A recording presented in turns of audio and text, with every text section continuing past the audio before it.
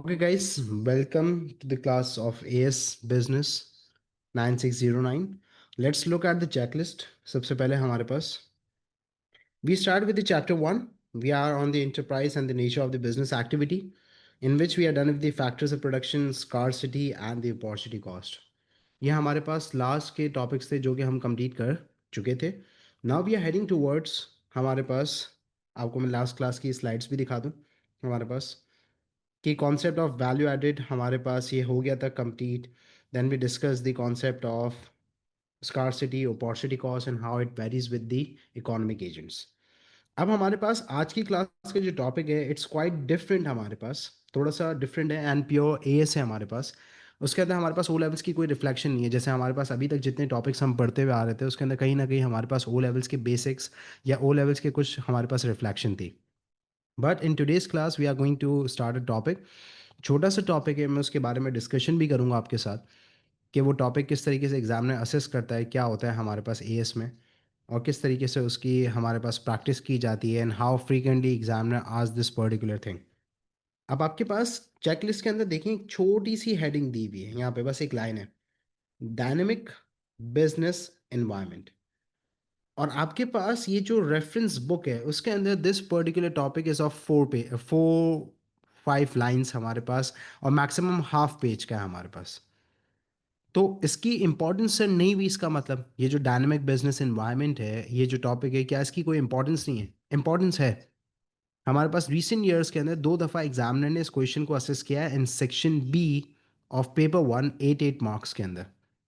तो 8 मार्क्स के हिसाब से हमें उसे पढ़ना है और 8 मार्क्स के हिसाब से हमें इसको समझना है कि 8 मार्क का अगर क्वेश्चन हमारे पास जून 26 के अंदर आ जाता है again, so how the examiner is going to assess, और क्या हमें लिखना होगा क्या है. तो सबसे पहले तो we are going to develop the concept and then we are going to look at the past papers point of view and the examiners point of view that how this particular topic can be assessed in AS level. तो आइए ज़रा लिखते हैं, the start करते हैं हमारे पास. The business environment is dynamic. Now sir what is business environment, what is dynamic? यहाँ पे दो डिफरेंट की वर्ड्स हैं जो कि हमें समझने हैं, dynamic and the business environment. तो आज ज़रा सबसे पहले तो हम डायनेमिक को समझते हैं क्योंकि फिर हम लेटर ऑन बिजनेस एनवायरनमेंट को डिस्कस करेंगे. डायनेमिक का मतलब क्या होता है? What do you mean by the word dynamic? Dynamic का मतलब होता है कि वो चीज़ जो चेंज होती है या वो चीज़ जिसके अंदर फ्लक्चुएशन आती है. जैसे फॉर एग्जांपल आप देखते हैं कि स्टॉक के अंदर प्राइसेस जो होती हैं वो फ़ौरन से फ्लक्चुएट हो रही होती हैं. ठीक है, 5 मिनट के अंदर प्राइसेस 2 रुपये प्लस हो जाती हैं, 5 मिनट के बाद वो 2 रुपये माइनस हो जाती हैं. That is a regular change.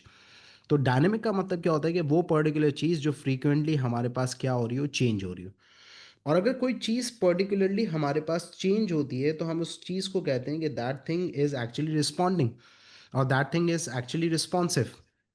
जब कोई चीज़ हमारे पास चेंज हो रही होती है तो वो खुद से चेंज नहीं होती, कोई ना कोई फैक्टर्स होते हैं जो उसे इन्फ्लुएंस करते हैं और वो चीज़ रिस्पॉन्सिव बन जाती है, जिसकी वजह से वो इन्फ्लुएंस करने के बाद हमारे पास चेंजेस आते हैं. और अगर कोई चीज़ पर्टिकुलरली रिस्पॉन्सिव है तो इसका मतलब क्या है कि कोई ना कोई अवेलेबल फैक्टर्स होंगे जो कि उसे इन्फ्लुएंस कर रहे होंगे. कोई भी चीज़ खुद से चेंज नहीं होती. जैसे for example we have an example of quantity demand revenue of the business. अगर प्रोड्यूसर प्राइस के अंदर चेंजेस लेकर आता है तो फिर quantity demand of the product gets affected. लेकिन अगर प्राइस में चेंजेस नहीं आती और प्राइसेस हमारे पास सेम रहती है तो एज सच क्वांटिटी डिमांड में फ़र्क नहीं आता. तो price is the factor that affects and price is the factor that influence the quantity demand to change. तो इसका मतलब ये है कि जो बिजनेस का एनवायरनमेंट है वो भी हमेशा सेम नहीं रहता, वो भी चेंज होता रहता है. जैसे फॉर एग्जांपल एक बहुत बेसिक एग्जांपल है, क्या हमेशा बिजनेस का प्रॉफिट और हमेशा हर साल बिजनेस का रेवेन्यू सेम रहता है? नो, चेंज आता रहता है. क्या हमेशा बिजनेस के ऑब्जेक्टिव्स सेम रहते हैं? हमारे पास बहुत सारे ऐसी एग्जांपल्स हैं. लेट्स टेक एन एग्जांपल कि ड्यूरिंग कोविड हमारे पास many of the businesses were expanding and they were maximizing the profit before covid, pre covid era में. लेकिन जैसे कोविड हिट करता है हमारे पास, वो पैंडेमिक आता है, उनके ऑब्जेक्टिव क्या चेंज हो जाते हैं? उनके ऑब्जेक्टिव प्रॉफिट मैक्सिमाइजेशन से, ग्रोथ से किस पे आ जाते हैं? सर्वाइवल पे. क्यों? क्योंकि लॉकडाउन है, गवर्नमेंट रिस्ट्रिक्शंस हैं, people are not spending, people are getting affected, इनकी इनकम अफेक्ट हो गई है तो पीपल आर नॉट स्पेंडिंग, तो बिजनेस आर गेटिंग अफेक्टेड. तो इस चीज़ को यहाँ पे समझना ज़रूरी है कि जो बिज़नेस का एनवायरनमेंट है वो बहुत रेगुलर बेसिस पे हमारे पास चेंज होता रहता है और बहुत सारी चीज़ें हैं जो कि उसे इन्फ्लुएंस करती हैं। So this is about dynamic that the business gets affected. तो सर ये थोड़ा थोड़ा सा याद आ रहा है कि हमने इस चीज़ को डिस्कस किया है। हमने इस चीज़ को डिस्कस किया है ओ लेवल्स यूनिट 6 के अंदर, that is known as external influences on the business activity. कि अगर गवर्नमेंट की पॉलिसी में कोई चेंज आता है, लॉ में कोई चेंज आता है, तो बिजनेस अफेक्ट होते हैं। हम इसको फर्दर डिस्कस भी करते हैं। तो ओ लेवल से थोड़ी सी रिफ्लेक्शन मार है, लेकिन एज थोड़ा सा एडवांस और थोड़ी सी ज़्यादा चीज़ें हैं इसके अंदर। अब यहाँ पे सर बिजनेस को या बिजनेस के इन्वायरमेंट को आप कैसे डिस्क्राइब करेंगे? How you are going to describe the business environment? अगर मुझे यहाँ पे बिजनेस इन्वायरमेंट को डिस्क्राइब करना है, तो मैं कहूँगा कि बिजनेस इन्वायरमेंट और business is an open system. Now, so what is open system and what is closed system? Right now, this particular room is completely packed. Sound proofing भी है, दरवाज़ा जो है वो बंद है, विंडो हमारे पास बंद है। So this room is right now a close system. What if I open this particular window and what if I open this particular door? क्या होगा? नीचे बच्चे आए हुए हैं, बहनें आई हुई हैं, बच्चे आए हुए हैं, भांजे वगैरह, सब कुछ शोर होगा, शराबा होगा, यहाँ पे आवाज़ आएगी। और इसी तरीके से अगर फॉर एग्जांपल मैं बहुत ज़ोर शोर से चीख रहा हूँ, बराबर के अंदर कुछ लोग हैं, कोई काम कर रहे हैं, तो they are going to get affected. तो बिजनेस भी इसी तरीके से है कि business is an open system, कि whenever there is a change outside the business, country की पॉलिसीज़ में, लॉज में, इकोनॉमिक कंडीशंस में, पॉलिटिकल कुछ इश्यूज होते हैं, business are going to get affected. So that's why we actually describe that business is an open system which influences its internal environment on the external environment and gets influenced by the external environment. So this is how you are going to describe that business is an open system which influences its internal environment on the external environment and gets influenced by the external environment. अब यहाँ पे हमारे पास जो word है that we need to understand is influence. अब से ये influence क्या होता है हमारे पास? क्या मैं इन्फ्लुएंस को इम्पैक्ट लिख सकता हूँ? यस। क्या मैं इन्फ्लुएंस को अफेक्ट लिख सकता हूँ? यस। अब मुझे एक बात बताएं, whenever you listen the word influence there is a negative thought. हमेशा आपके दिमाग में एक नेगेटिव चीज़ आती है कि इन्फ्लुएंस का मतलब होता है नेगेटिव, लेकिन ऐसा नहीं है। Influence can be positive and it can be negative. तो क्या हमेशा बिजनेस नेगेटिवली अफेक्ट होता है? आ जाओ दोबारा से चलते हैं कोविड की एग्जाम्पल पे। Airlines, hotels, schools and colleges, restaurants, malls, cinemas, they were all getting affected negatively due to the COVID. लेकिन on the other hand, pharmaceutical companies were minting money. Pharmaceutical companies were maximizing the profit through vaccines, sanitizer and mask. इसी तरीके से हमारे पास ये take businesses, specially zoom जिसके through हम अभी class conduct कर रहे हैं, उसके रातों रात शेयर और उसकी जो कंपनी की वैल्यूएशन बढ़ गई, क्योंकि लोगों ने जूम पे मीटिंग्स करना स्टार्ट कर दी, क्लासेस होना स्टार्ट हो गई हमारे पास। तो ये भी तो इन्फ्लुएंस है, लेकिन इट वॉज पॉजिटिव। तो वी नीड टू अंडरस्टैंड कि हमेशा whenever there is a change in the business environment और whenever there is a change in the external environment, it is not going to affect adversely. Positive impact भी आ सकता है कि अगर for example कोई चीज़ आपके लिए थ्रेट है, तो it is going to become an opportunity for the other. ठीक है? तो इस चीज़ को समझना ज़रूरी है। लेट्स टेक एन एग्जांपल कि अगर फॉर एग्जांपल अगर आप इंपोर्ट करते हैं raw material from the other country and dollar is actually getting high and high, तो आपकी इंपोर्ट्स महंगी पड़ेंगी, क्योंकि आपकी करेंसी डेप्रिशिएट हो रही है। Now you need to spend more in order to buy the dollars, क्योंकि आप इंपोर्ट कर रहे हैं। लेकिन on the other hand exporters के लिए बेनिफिट होगा, क्योंकि अगर आपकी करेंसी डेप्रिशिएट हो रही है तो उनकी अप्रिशिएट हो रही है, तो बाहर के लोगों के अंदर आपके प्रोडक्ट की डिमांड बढ़ जाएगी, because you are going to seem cheaper to them. So this is how it works, कि ज़रूरी नहीं है कि हमेशा इन्फ्लुएंस नेगेटिव हो, it can be positive as well. और अगर पॉजिटिव होगा तो इसका मतलब क्या है कि यहाँ पे बिजनेसेस इनेबल होंगे, they are going to grow, they are going to maximise profit. और अगर नेगेटिव होगा तो these factors are going to become constraints. तो इन्फ्लुएंस का तो मतलब यहाँ पे समझ में आ गया कि जो इन्फ्लुएंस है it can be positive, it can be negative, and how it is an open system. आ जाओ ज़रा फर्दर डिस्कस करते हैं। इन सब चीज़ों को यहाँ पे ज़रा समझते हैं रिलेशनशिप के थ्रू। सर रिलेशनशिप क्या है, पॉजिटिव नेगेटिव वाला? आ जाए। एक होता है रिलेशनशिप हमारे पास पॉजिटिव, जिसको कहा जाता है हमारे पास डायरेक्ट रिलेशनशिप। अब सर डायरेक्ट रिलेशनशिप का मतलब क्या होता है? डायरेक्ट रिलेशनशिप का मतलब होता है कि हमारे पास दो ऐसी चीज़ें हैं जो कि पॉजिटिवली कोरिलेटेड है। एक्स एक फैक्टर है, वाई भी एक फैक्टर है। एक्स बढ़ता है तो वाई बढ़ता है, एक्स कम होता है तो वाई कम होता है। It's an example. सर अब कोई practical example, let's take an example of sales and promotion. एक बिजनेस जितनी ज़्यादा मार्केटिंग एंड प्रमोशन करेगा उतनी उसकी सेल्स बढ़ेंगी, और अगर प्रमोशन कम करेगा तो सेल्स उसकी क्या हो जाएंगी? कम हो जाएंगी। तो जैसे ही प्रमोशन बढ़ रही है सेल्स भी बढ़ रही है, प्रमोशन कम हो रही है तो सेल्स भी कम हो रही है। This is how direct relationship looks. On the other hand हमारे पास एक और रिलेशनशिप है जिसको कहा जाता है नेगेटिव रिलेशनशिप, जिसको कहा जाता है हमारे पास इनवर्स रिलेशनशिप। अब सर इनवर्स रिलेशनशिप का मतलब क्या है? Let's look at the factor, X is the factor and Y. X बढ़ता है तो वाई कम हो जाता है, और अगर एक्स कम होता है तो वाई बढ़ जाता है। सर एग्जाम्पल आ जाए, एग्जाम्पल लेते हैं। Price and quantity demand. When ever the producer increases the price तो क्वांटिटी डिमांड कम हो जाती है, और अगर मैं प्राइसेस को कम करता हूं तो क्वांटिटी डिमांड क्या हो जाती है? बढ़ जाती है। It is known as the inverse relationship कि एक फैक्टर बढ़ता है तो दूसरा फैक्टर कम हो जाता है, एक फैक्टर कम होता है दूसरा फैक्टर बढ़ जाता है। This is how the negative thing works. तो हमारे पास पॉजिटिव भी हो सकता है, नेगेटिव भी हो सकता है। जो चीज़ आपके लिए नेगेटिव है वो दूसरों के लिए पॉजिटिव भी होती है। तो हमारे पास बिजनेस इन्वायरमेंट का अभी तक जो है वो ये है कि बिजनेस का इन्वायरमेंट कांस्टेंट नहीं होता, चेंज होता रहता है, इन्फ्लुएंसेस आते हैं। अब जो इन्फ्लुएंसेस आते हैं वो क्यों आते हैं? Because the nature of the business is an open system, it gets influenced. और सर इन्फ्लुएंस हमारे पास है तो वो पॉजिटिव भी हो सकता है, नेगेटिव भी हो सकता है। Some are the positive influences, some are the negative influences. अब हमारे पास यहाँ पे बिजनेस इन्वायरमेंट, दो वर्ड्स लिखे हैं, एक लिखा हुआ है हमारे पास इंटरनल और एक लिखा हुआ है हमारे पास एक्सटर्नल। तो आज ज़रा इंटरनल और एक्सटर्नल इन्वायरमेंट को समझते हैं कि what things makes up the internal environment of the business, और हमारे पास क्या चीज़ें आती हैं जो कि external environment of the business कहलाती हैं। तो आ जाए ज़रा। सर इंटरनल इन्वायरमेंट का मतलब क्या है? इंटरनल का मतलब क्या है? इंटरनल का मतलब है within an organisation, within the business. अब विद इन द बिजनेस हमारे पास क्या क्या चीज़ें होती हैं? विद इन एन ऑर्गेनाइजेशन हमारे पास आ जाते हैं बिजनेस के ऑब्जेक्टिव्स।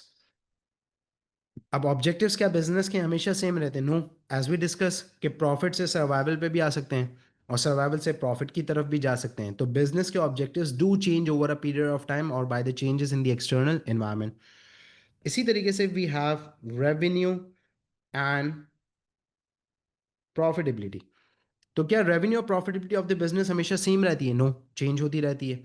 कभी बिजनेसेस प्रॉफिट मैक्सिमाइज करते हैं, कभी प्रॉफिट इतना नहीं होता, कभी चेंज होता रहता है, बहुत सारे फैक्टर्स हैं। अब जैसे लेट सपोज हमारे पास महंगाई बहुत हो गई है तो शायद प्रॉफिट नहीं हो रहा, लेकिन महंगाई कम हो जाए तो यहाँ पे लोग स्पेंड करेंगे, प्रॉफिट बढ़ जाए। थर्ड,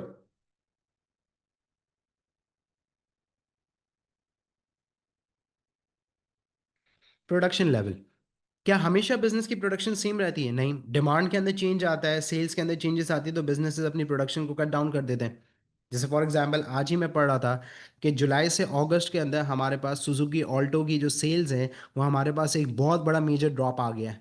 क्यों? क्योंकि गवर्नमेंट की टैक्सेशन के रिलेटेड जो नई पॉलिसीज आई हैं in the budget, that is affecting the automobile industry. तो प्रोडक्शन लेवल क्या हो रहे हैं? अफेक्ट हो रहे हैं।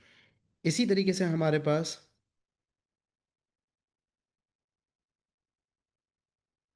Workforce size. क्या बिजनेस की हमेशा वर्कफोर्स सेम रहती है? No. If you want to produce more, if you are having a more demand of the goods, तो you are going to hire more workers so that the demand can be satisfied. लेकिन what if the demand is decreasing, what if there is an economic recession, तो आप उतनी demand तो नहीं है तो उतनी आप प्रोडक्शन नहीं करेंगे, तो you are going to make the workers redundant, you are going to lay off the workers, you are going to downsize the business. इसी तरीके से हमारे पास है culture. Now sir what is culture? Culture means the management leadership style, how the workers cooperate, how motivated they are, how cooperation is taking place between the management and employees. ये organization to organization सबका vary करता है. Culture, जैसे for example if I teach in the different colleges, तो मुझे हर जगह का culture different लगता है. सम एम्पावर्स यू कि हाँ आप अपने हिसाब से कर लें, you are skilled, you know what is best for the students and all.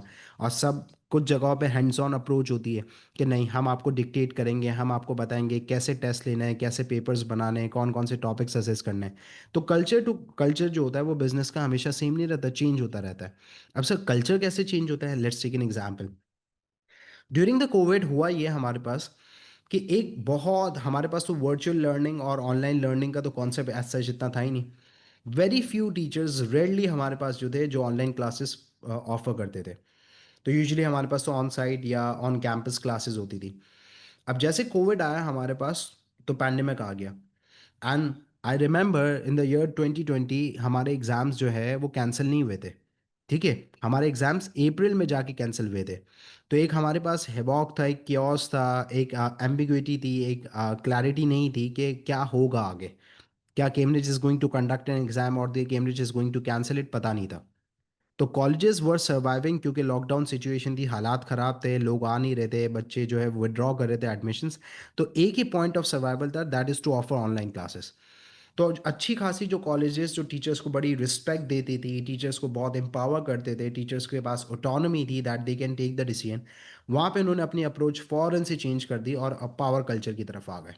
And they use the hands on approach, they use the hard management approach कि सर आपको ऑनलाइन क्लासेस लेनी है, otherwise you can leave, you can resign.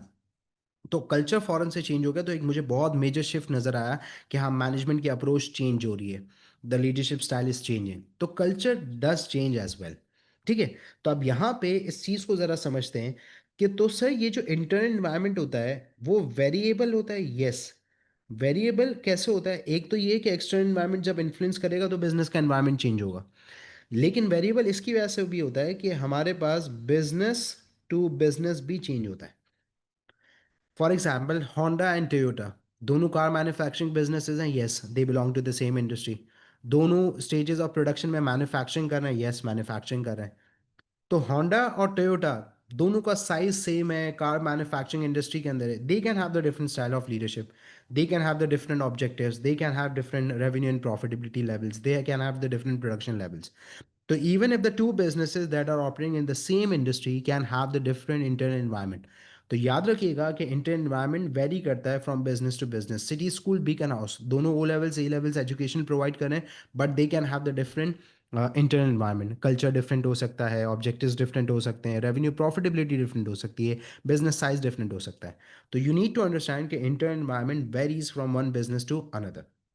अब हमारे पास external environment.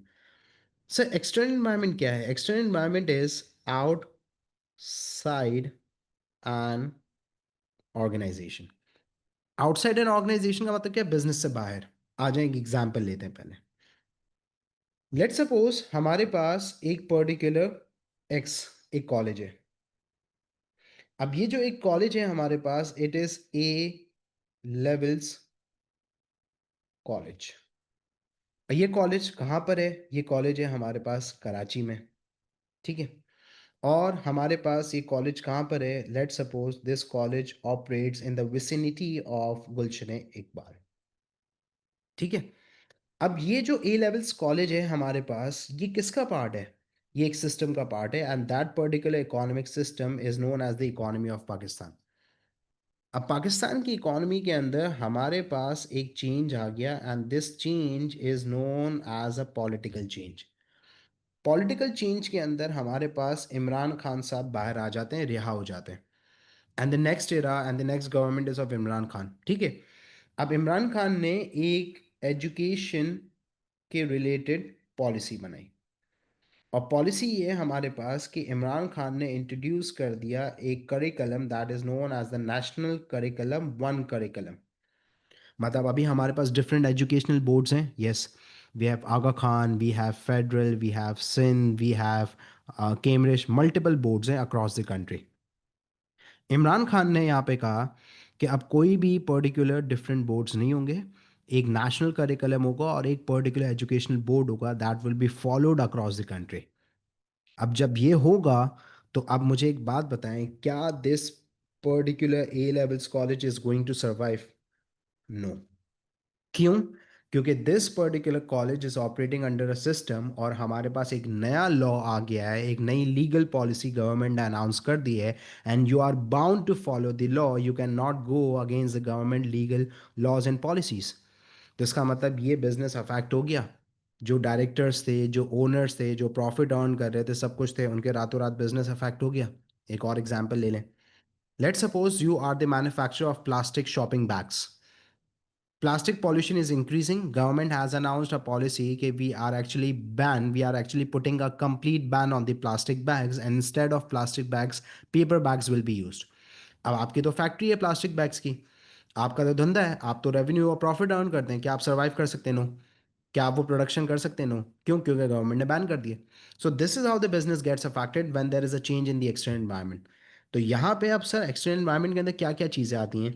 External environment के अंदर सबसे पहली चीज़ जो हमारे पास आती है, that is known as the competition. क्या कॉम्पिटिशन बिजनेसेस को अफेक्ट करता है? यस। अब बिग यस, कॉम्पिटिशन कैसे अफेक्ट करता है, आ जाए। मेनली हमारे पास दो चीज़ें हैं, दो तीन चीज़ें हैं जो कि कंपटीशन को बढ़ा देती हैं। देखो, जब कंपटीशन बढ़ेगा ना, तो आपका प्रॉफिट कम होगा। जब कंपटीशन बढ़ेगा तो आपका रेवेन्यू कम होगा। जब कंपटीशन बढ़ेगा तो आपकी कॉस्ट बढ़ेगी। कैसे सर? आ जाओ। कंपटीशन बढ़ता कैसे? पहली चीज़, what if the government reduces the trade barriers. Government ने जो ड्यूटीज़, टैक्सेस लगाए हुई थी ऑन द इम्पोर्टेड गुड्स, जो दूसरी कंट्री से हमारी कंट्री में आ रहे थे, उनके ट्रेड बैरियर्स को ख़त्म कर दिया। गवर्नमेंट ने ड्यूटीज़ कम कर दी, टैक्सेस कम कर दिए, तो अब इम्पोर्टेड गुड्स बढ़ेंगे। और जब इम्पोर्टेड गुड्स यहाँ पर आएंगे और चीपर होंगे और आपकी सेम प्राइसेस पे वो ऑफर किए जाएंगे to the customer, so customer तो always think that the imported goods are of better quality and they are of better standard, so why they are going to buy. तो आपका profit affect हो गया, आपका revenue affect हो गया, आपके objectives change हो गए, आपकी प्रोडक्शन लेवल अफेक्ट हो गई। इसी तरीके से the second thing is, what if the government allows and welcomes the multinational to operate.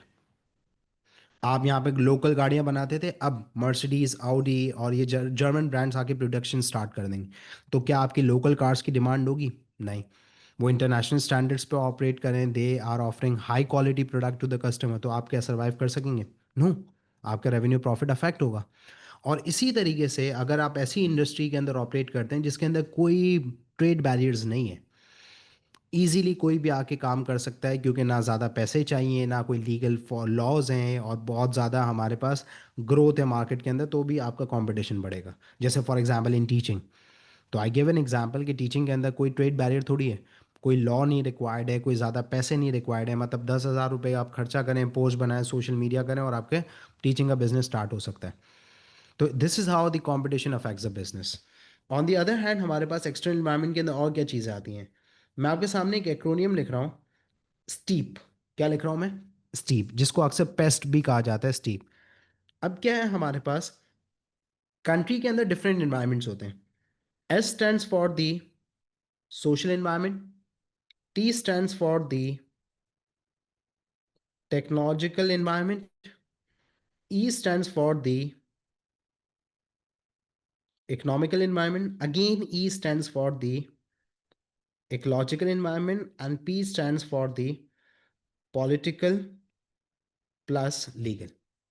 So these are the different environments outside the business: political environment of the country, economical conditions of the country, legal laws of the countries, ये सारे के सारे business को affect करते हैं। तो external environment internal environment को affect करता है, और इंटरनल इन्वायरमेंट एक्सटर्नल इन्वायरमेंट को अफेक्ट करता है।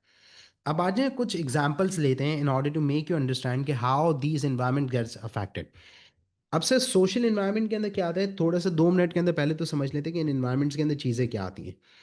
Mainly this particular topic is assessed in A2, लेकिन एएस के अंदर छोटे सा हमारे पास ये जो एरिया है, बिजनेस इन्वायरमेंट इज डायनेमिक का, उसको यहाँ पे थोड़ा सा डिस्कस कर लेते हैं। इतने ज़्यादा इन डेप्थ में जाने की ज़रूरत नहीं है, और एक एक इन्वायरमेंट्स को समझने की भी ज़रूरत नहीं है, क्योंकि सवाल आएगा तो मैं आपको बता दूंगा सवाल किस तरीके से करना है। सर सोशल डेमोग्राफिक फैक्टर्स क्या होते हैं? भाई हर कंट्री का डिफरेंट होता है।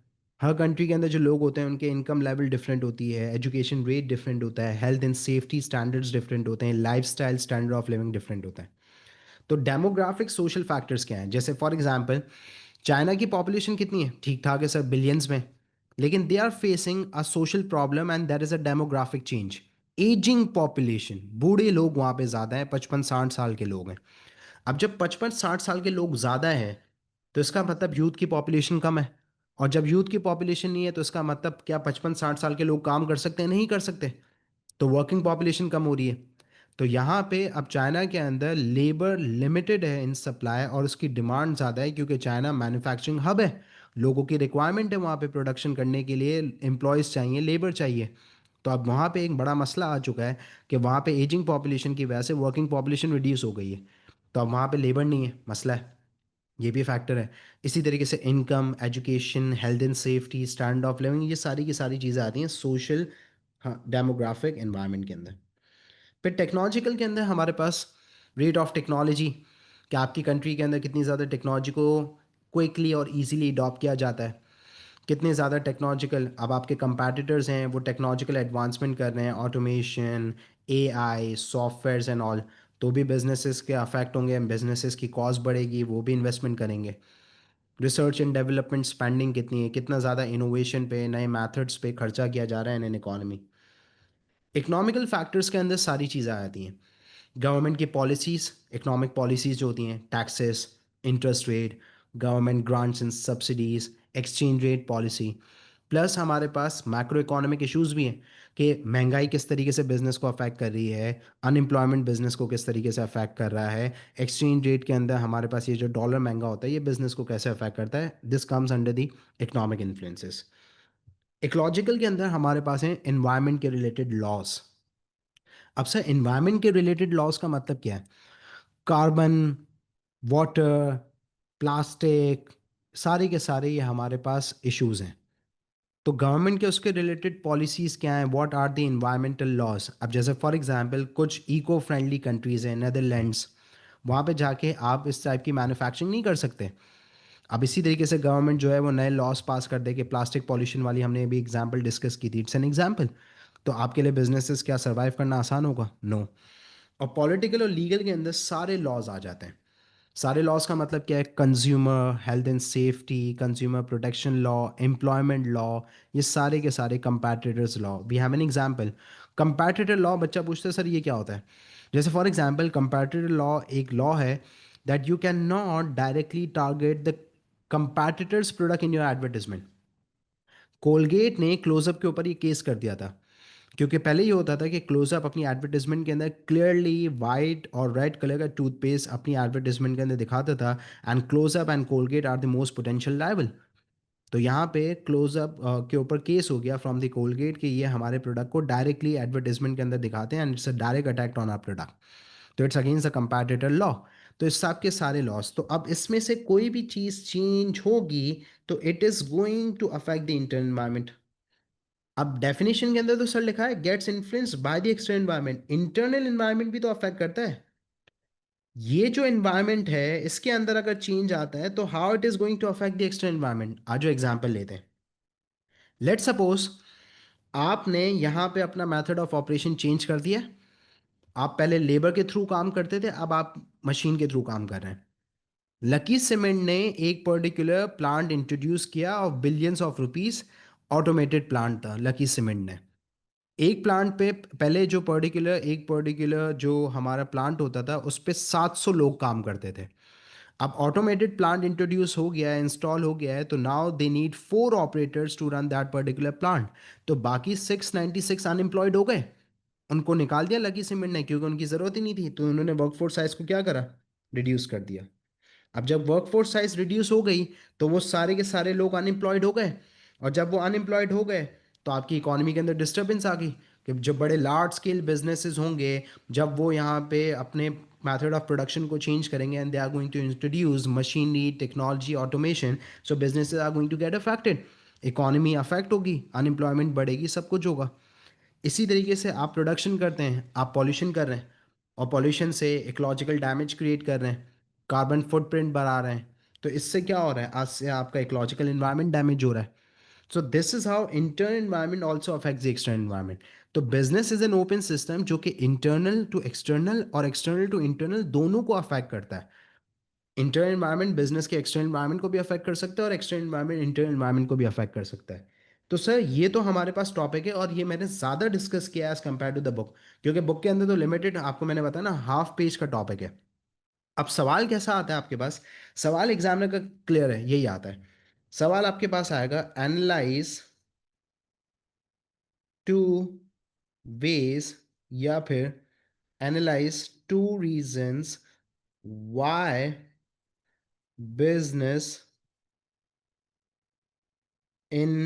environment is described as dynamic। 8 marks, 8 mark का क्वेश्चन है इसके अंदर। 8 मार्क का क्वेश्चन ही अभी तक देखा गया है। तो अब यहाँ पे आपके पास अगर फॉर एग्जाम्पल टू रीजंस हैं, तो आप कैसे बताएंगे? तो सबसे पहले तो यहाँ पे 8 मार्कर की आप देखें कि मार्किंग कैसे होती है, how the examiner is going to award you the marks for the 8 marker. 2 marks आपको मिलते हैं नॉलेज की, 2 मार्क्स मिलते हैं आपको एप्लीकेशन के, 4 मार्क्स मिलेंगे आपको एनालिसिस के। अब सर ये नॉलेज क्या है? नॉलेज का मतलब ये है कि यहाँ पे आपको पता है कि नहीं कि बिजनेस का एनवायरनमेंट होता क्या है और डायनेमिक क्या होता है, ये आपको। फिर आपके ये जो रीजंस हैं कि कैसे होगा और क्या आप एग्जांपल्स देते हैं, that is also going to award you the marks for the knowledge. Application के अंदर you are going to develop the examples, general examples आप क्रिएट कर सकते हैं। जर्नल एग्जाम्पल्स का मतलब यह है कि रियल लाइफ बिजनेस के साथ उसको लिंक कर सकते हैं, रियल लाइफ सिचुएशंस के साथ उसको कंसिडर करें। एंड देन एनालिसिस का मतलब है कि एक्सप्लेन कि क्यों, कैसे ये एनवायरनमेंट डायनेमिक है, क्यों चेंज होता है, कैसे चेंज होता है, तो आप अपनी एग्जाम्पल्स के थ्रू समझाएंगे। तो आप अपना आंसर स्टार्ट कैसे करेंगे? You are going to start with the definition of open system. तो आपके पास यहाँ पे टोटल जो पैराज बनेंगे, वो आपके पास टोटल 3 पैराज बनेंगे। पैरा नंबर 1 के अंदर आप क्या करेंगे? पैरा नंबर 1 के अंदर आप यहाँ पे ओपन सिस्टम को डिफाइन कर देंगे कि ओपन सिस्टम होता क्या है, internal to external, external to internal. और फिर थोड़ा यहाँ पे आप बता देंगे कि इंटरनल इन्वायरमेंट में क्या चीज़ें आती हैं, और हमारे पास external environment of an economy के अंदर क्या आते हैं, उनके फीचर्स जो अभी हमने डिस्कस करे ना, ये वाले ऑब्जेक्टिव्स, स्टीप वगैरह, ये सब कुछ ये डिस्कस कर लेंगे। जब इसको आप डिस्कस कर लेंगे तो अब आप आएंगे सेकंड पैरा पे, क्योंकि दो रीजंस या दो वेज बताने हैं कि हाउ द बिजनेस एनवायरनमेंट या why the business environment is described as dynamic. तो आप यहाँ पे सेकंड पैरा के अंदर एग्जाम्पल नंबर 1 दे दें। एग्जाम्पल नंबर 1 कुछ भी दे सकते हैं। एग्जाम्पल नंबर 1 आप दे दें कि भाई फॉर एग्जाम्पल इकोनॉमिक चेंज आ रहा है। अब इकोनॉमिक चेंज के अंदर क्या आ रहा है कि गवर्नमेंट ने टैक्सेस बढ़ा दिए, और जब टैक्सेस बढ़ गए हैं तो लोगों की जो इनकम है, इनकम आफ्टर टैक्स, वो कम हो गई है। और जब लोगों की इनकम यहाँ पे कम हो गई है, तो अब यहाँ पे लोग खर्चा कम करेंगे, ज़्यादा करेंगे? कम करेंगे। और जब लोग खर्चा कम करेंगे यहाँ पे, तो इसका सिंपल मतलब ये है कि जो डिमांड फॉर गुड्स होगी वो क्या हो जाएगी? कम। और जब डिमांड कम हो जाएगी तो बिजनेस के रेवेन्यू और बिजनेस का जो प्रॉफिट पहले वो अर्न करते थे वो कम हो गया। और जब रेवेन्यू और प्रॉफिट कम हो गया तो बिजनेसेस पहले जो ग्रोथ कर रहे थे and they were expanding, now they are going to change their objective to survival. तो आपने बताया ना कि कैसे एक्सटर्नल एनवायरनमेंट के अंदर गवर्नमेंट ने टैक्सेस की पॉलिसी को चेंज किया है, जिससे बिजनेस का इंटरनल एनवायरनमेंट अफेक्ट हो रहा है।